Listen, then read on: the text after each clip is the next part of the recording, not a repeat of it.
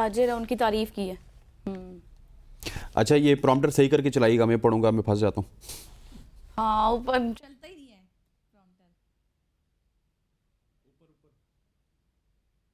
यहाँ यहाँ नीचे नीचे नीचे करें, नीचे नीचे ऊपर ऊपर, मतलब ऊपर ऊपर करें।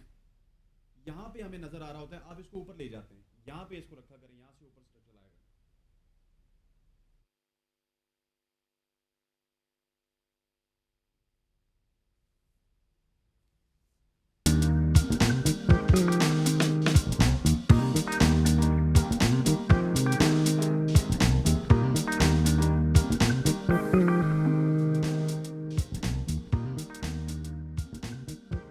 Welcome back to show. अब बात करेंगे कराची की, जो कि पाकिस्तान का मुआशी हब है और सबसे बड़ा शहर है। इस वक्त शदीद अगर बात की जाए, शहर में मसाइल हैं और शहरी और मुआशी मसाइल का शिकार है ये शहर।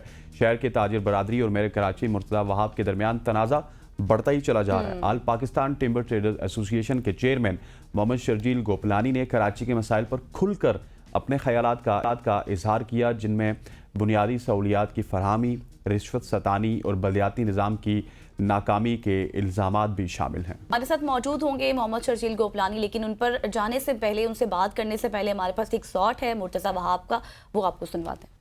सियालकोट के बिजनेसमैनों ने, मैं अप्रिशिएट करता, सलाम करता हूं उनको, और ये मेरा टीवी पे चलाइएगा। कराची का कोई बिजनेसमैन मुझसे नाराज होता है, हो जाए नाराज। मेरी लॉयल्टी इस मट्टी के साथ है, किसी बिजनेसमैन के साथ नहीं है। मेरी लॉयल्टी शहर की आवाम के साथ है, किसी बिजनेसमैन के साथ नहीं है। कब तक ब्लैकमेल करेंगे ये लोग? मैं सियालकोट के बिजनेसमैनों को खिराज तहसीन पेश करता हूं। उन्होंने अपने वसाइल से एयरपोर्ट भी बनाए, एयरलाइन भी खड़ी कर दी है, और ये बिजनेसमैन जो है हमारे सिर्फ इल्जामात लगाते हैं। इसी मुतालिक बात करेंगे। हमारे साथ मौजूद है मोहम्मद शर्जील गोपलानी साहब। वेलकम टू सुबह की सोच सर। सबसे पहले तो ये बताएं, मुर्तज़ा वहाब जिस तरह से सियालकोट के ताजरों की तारीफ कर रहे हैं और कराची के ताजरों के ऊपर तनकीद कर रहे हैं, क्या मौक़िफ़ है आपका, क्या हालात चल रहे हैं? देखिए, सियालकोट के ताजिरों की तारीफ तो बिल्कुल सही बात है, वो तो इसमें कोई दो राय नहीं है कि हुकूमत पाकिस्तान को जो एयरपोर्ट बनाना चाहिए था, वो एयरपोर्ट सियालकोट के ताजिरों ने बनाया। और सियालकोट के ताजिरों ने एयर सियाल नाम की एक एयरलाइन भी वो लॉन्च की, और वो अल्हम्दुलिल्लाह आज बहुत अच्छी तरीके चल रही है, इसमें कोई दो राय नहीं है। लेकिन जो मुर्तज़ा वहाब साहब का शिकवा है और जो गिला है, वो तो हमें करना चाहिए, उन्हें नहीं करना चाहिए।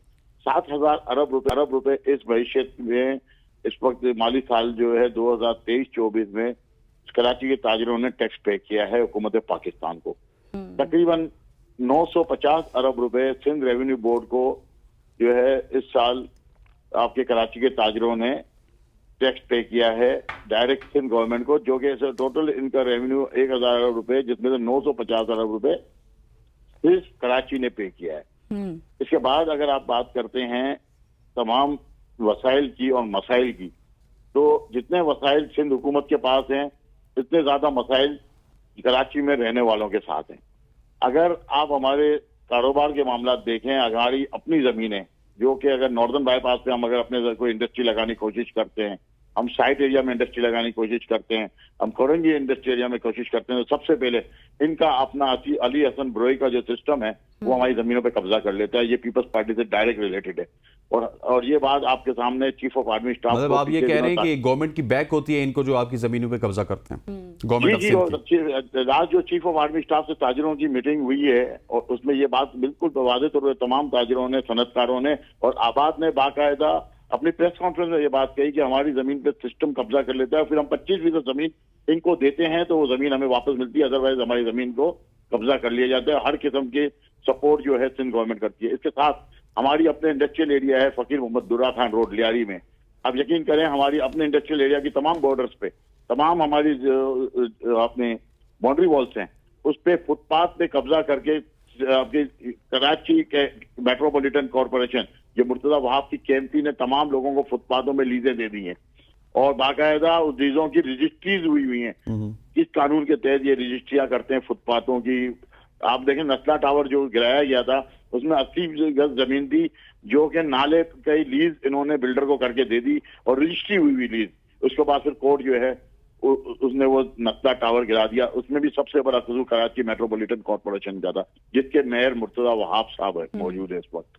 अगर आप बात करें तो कोई इंडस्ट्रियल एरिया ऐसा नहीं है, चाहे साइड इंडस्ट्रियल एरिया हो कराची का, चाहे निकाटी नॉर्थ कराची इंडस्ट्रियल एरिया हो, चाहे काटी, चाहे कोरंगी एसोसिएशन का इंडस्ट्रियल एरिया हो, तमाम की तमाम इंडस्ट्रियल एरियाज आप विजिट कर लें, कोई सड़क ऐसी नहीं है जो सही सलामत और साबित मिल जाए।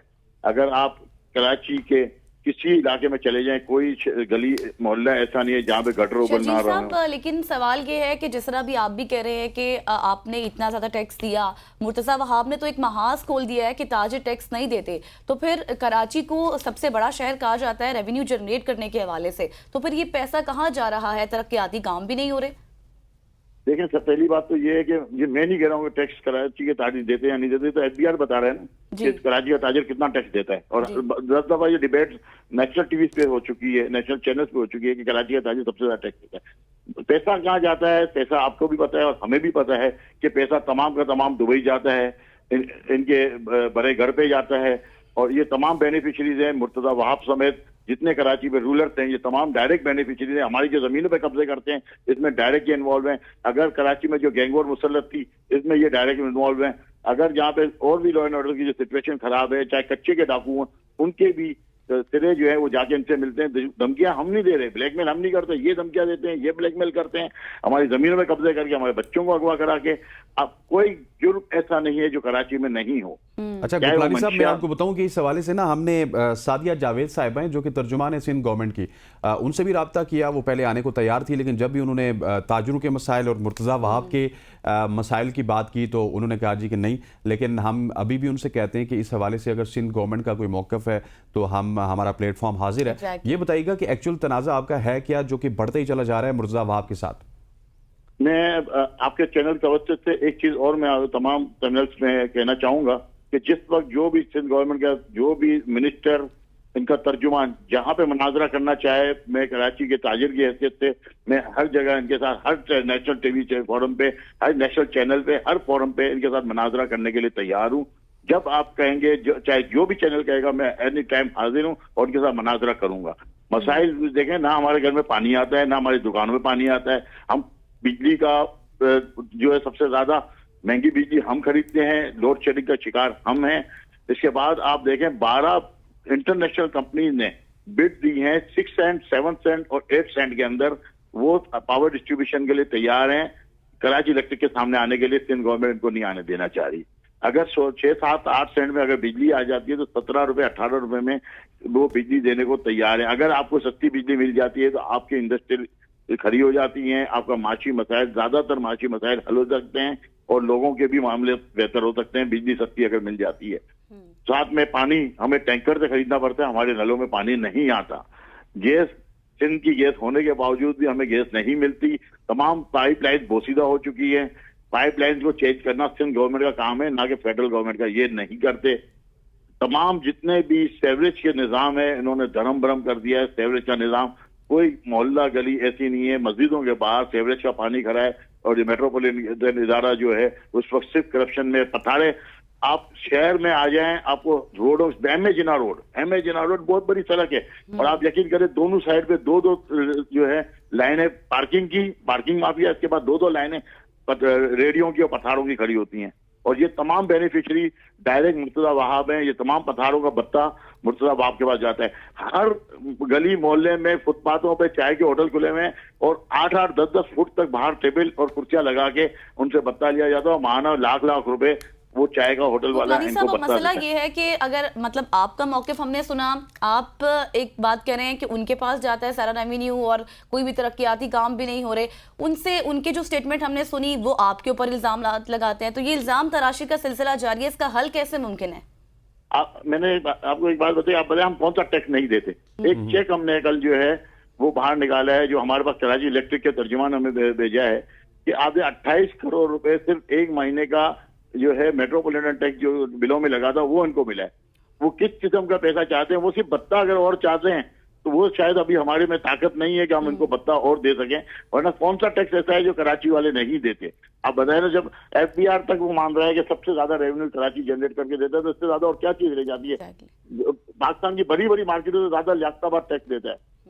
लियारी जो इनका अपना इलाका है जिसके लिए इन्होंने अभी 7.5 अरब रुपए मुख्तस किए हैं इसकी डेवलपमेंट के लिए आप देखें कि उनके MPA की मैं आपको वॉइस सुना सकता हूँ, वो 4 अरब रुपए बोल रहे हैं, जबकि 7.5 अरब रुपए मुख्तस किए गए हैं। वो कहाँ पे से जाएंगे ये आपको भी पता है और हमें भी पता है। एग्जैक्टली। ठीक हो गया गोपलानी साहब, थैंक यू सो मच। हम उम्मीद करते हैं कि आपके और सिंध गवर्नमेंट के जो मसाइल हैं वो हल होंगे। ख़वातीन हज़रात, ये हैं कराची के हालात, इसे हम डिस्कस करते रहते हैं। यहाँ पर वक्त हो जाता है एक शॉर्ट सी कमर्शियल ब्रेक का। ब्रेक के बाद आएंगे तो मुल्क की सियासत के हवाले से बात करेंगे। Stay with us.